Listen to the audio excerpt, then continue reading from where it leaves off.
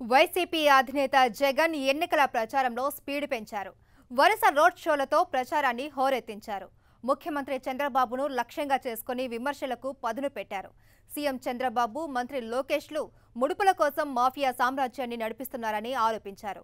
చంద్రబాబు పాలన అంతా అవినీతిమయమంటూ గుంటూరు జిల్లాలో కోడెల సర్వీస్ ట్యాక్స్ వసూలు చేస్తున్నారని అసెంబ్లీ స్పీకర్ కోడెల శివప్రసాదరావుపై జగన్ ఆగ్రహం వ్యక్తం చేశారు.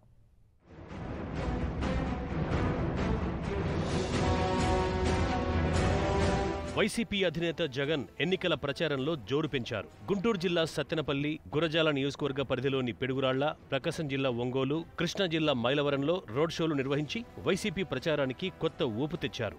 దేశవ్యాప్తంగా జీఎస్టీ అమల్లో ఉంటే గుంటూరు జిల్లా సత్తెనపల్లి, నర్సరావుపేట నియోజకవర్గాల్లో కోడెల సర్వీస్ ట్యాక్స్ ఉందన్నారు.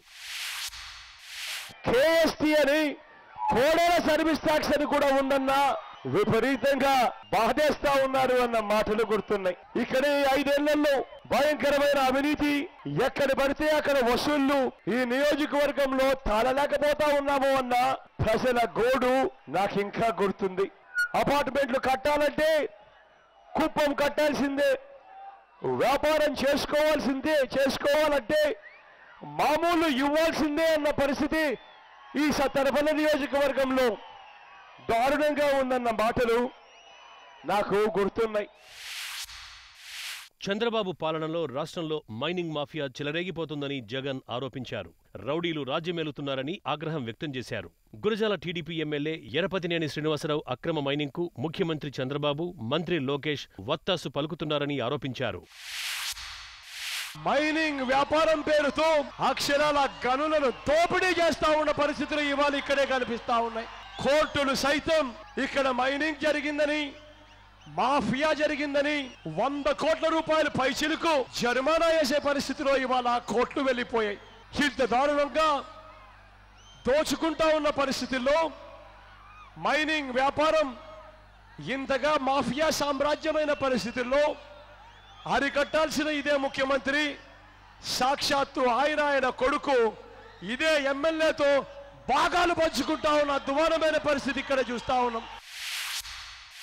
ముఖ్యమంత్రి చంద్రబాబు, మంత్రి లోకేష్ కలిసి అగ్రిగోల్డ్ ఆస్తుల్ని దోచుకుంటున్నారని జగన్ ఆరోపించారు. 5 సంవత్సరాలుగా ఒక్కసారి ఆలోచన చేయమని అడుగుతా ఉన్నా.